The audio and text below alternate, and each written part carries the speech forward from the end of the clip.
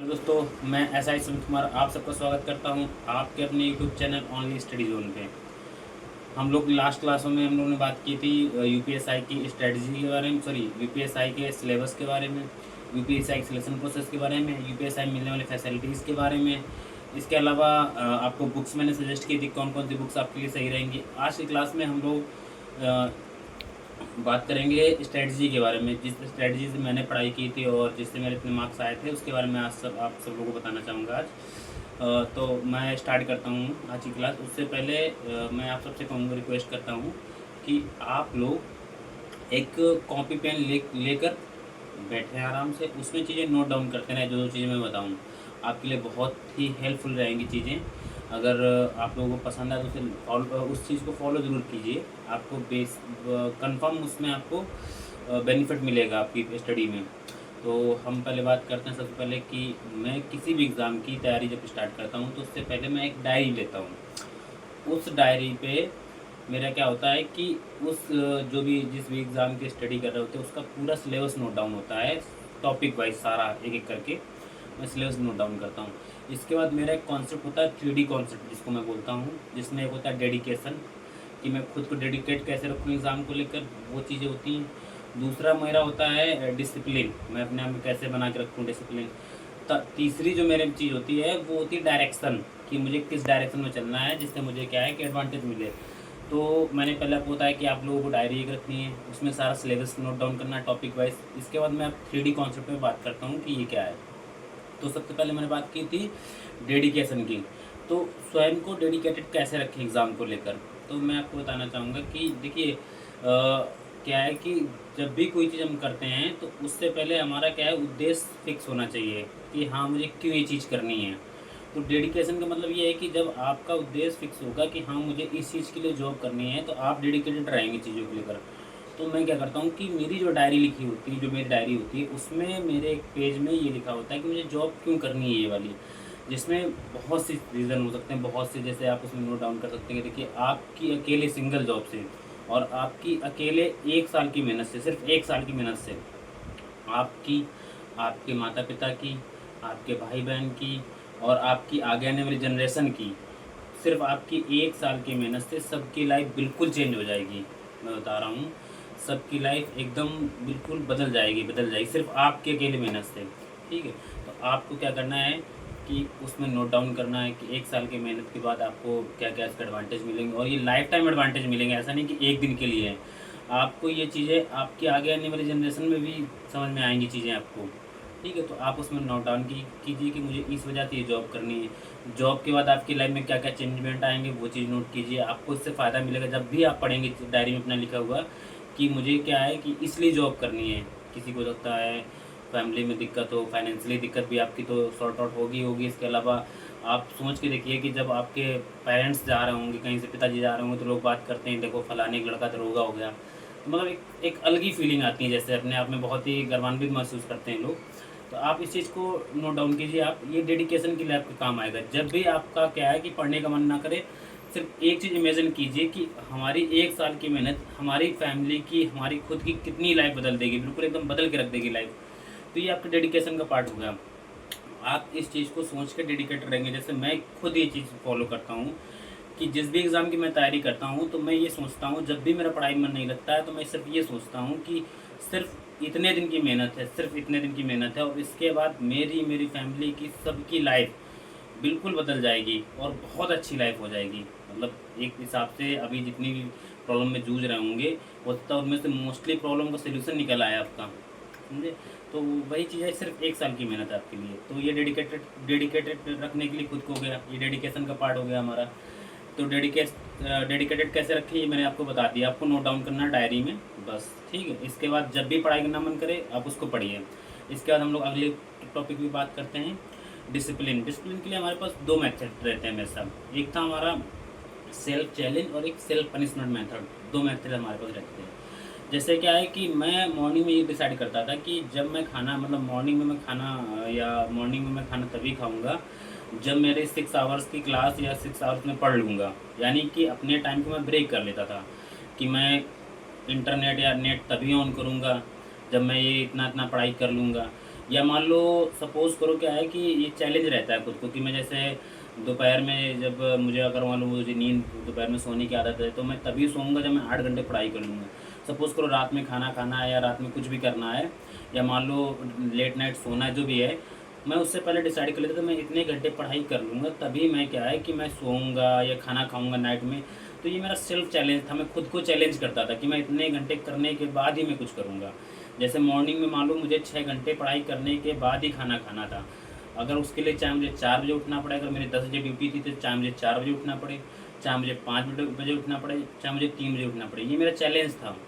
इस चक्कर में कई बार मुझे भूखे हुए ड्यूटी जाना पड़ता था, क्योंकि अगर मेरा चैलेंज पूरा नहीं हुआ तो मैं फिर दिन में चाहे भूखे रहूँ लेकिन मैं खाना नहीं खाऊंगा। क्योंकि क्या है, एक चैलेंज अपने आप को दो और उसको कंप्लीट करो, कुल मिला के उसके लिए अपने आप को झोंक दो, समर्पित कर दो। ये डिसिप्लिन के लिए आपका हो गया। सेकेंड हम बात करते हैं इसी में सेल्फ पनिशमेंट मेथड।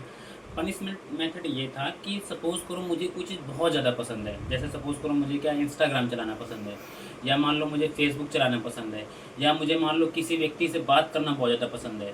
तो मैं अपने आप को ये टारगेट देता था कि मैं जब इतना काम कर लूँगा तभी इस पर्सन से बात करूँगा, यानी कि खुद को पनिश करता था कि जब मैं इतना पढ़ाई कर लूँगा तभी मैं इस पर्सन से बात करूँगा, या तभी मैं इंस्टा चलाऊँगा, या तभी मैं एफबी चलाऊँगा, या तभी मैं नेट ऑन करूँगा। इसके अलावा मैंने खुद को एक और मेथड दिया था ये किसी चीज़ की, जैसे मुझे मॉर्निंग में उठना है, नहीं उठ पाया ना, तो उसके लिए मैं मतलब एक होता था फाइनेंशियली आप लोग मत कीजिए, क्योंकि आपके पास ये मान लीजिए अगर आप जॉब कर रहे हैं तब तो कोई बात नहीं है, जॉब नहीं कर रहे हैं तो फाइनेंशियली दिक्कत आपको पहले से भी है। तो सेल्फ पनिशमेंट मेथड में ये है कि आप अपने आप को क्या है कि सजा दो। अगर कोई चीज़ नहीं कर पा रहे तो उसके लिए अपने आप को सजा दो। अगर आपने एक दिन का ये टारगेट फिक्स किया, अगर आप नहीं कर पा रहे तो उसके लिए अपने आप को सजा दो। ये सेल्फ पनिशमेंट मेथड है आपका। जैसे मैंने कई बार खुद को सजा दी, फाइनेंशियली भी सजा दी। फाइनेंशियली मैंने मान लो नोट फाड़ दिया इसी चक्कर में, गुस्से में, ठीक है, क्योंकि आज का मेरा टारगेट नहीं हुआ। तो जब आप खुद को पनिशमेंट देते हो तो आगे के लिए अपने आप को तैयार करते हो कि आप जो है आगे चल के ये गलतियाँ नहीं करेंगे, या मान लो आगे चल के और एफर्ट लगाएंगे उस चीज़ को पूरा करने में। तो ये आपके डिसिप्लिन के लिए हो गए दो चीज़ें, एक सेल्फ चैलेंज करो खुद को, और पनिश करो खुद को। इससे क्या है कि आपका डिसिप्लिन मेंटेन रहेगा। थर्ड हम लोग बात करते हैं डायरेक्शन की, कि डायरेक्शन क्या होनी चाहिए सही। देखो मैंने सोर्स आपको बता दिया है, क्या क्या बुक्स पढ़नी है। लास्ट क्लास में मैंने आपको सोर्स के बारे में बता दिया था। इस क्लास में हम लोग बात करेंगे कि डायरेक्शन क्या रहनी चाहिए। डायरेक्शन के लिए मैंने सबसे पहले आप लोगों को आज बताया था कि सब लोग अपनी अपनी एक डायरी परचेज कर लो, जिस भी एग्ज़ाम की तैयारी कर रहे हो। मैं यूपीएसआई के लिए नहीं बता रहा हूँ, आप अदर एग्ज़ाम के लिए भी ये स्ट्रेटजी फॉलो कर सकते हो। आप जिस भी एग्ज़ाम की तैयारी कर रहे हो एक डायरी लो, उस डायरी में उस एग्ज़ाम का सिलेक्शन प्रोसेस पूरा शुरू से लेकर लास्ट तक रहे। सेकंड, पूरा सिलेबस नोट डाउन रहे, टॉपिक वाइज पूरा सिलेबस नोट डाउन रहे।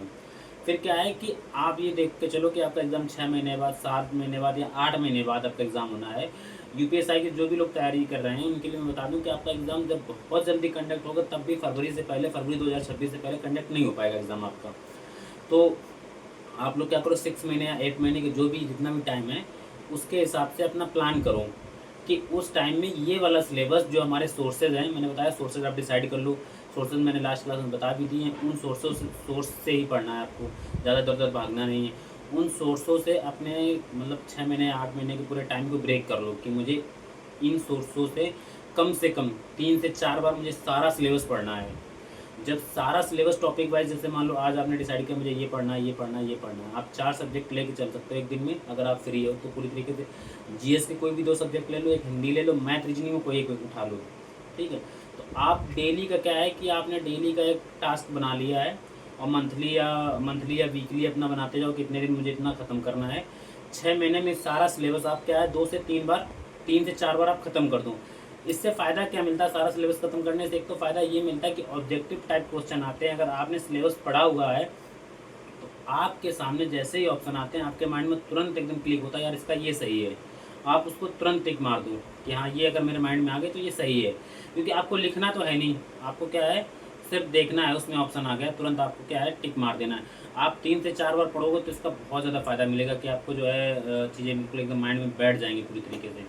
ये हो गया आपका डायरेक्शन जो मैंने बताया कि हाँ आप किस डायरेक्शन में चलना है। आपको अपने डे को प्लान करना है, आपको मंथ को प्लान करना है, आपका सिलेबस पूरा लिखा हुआ है, नोट डाउन है।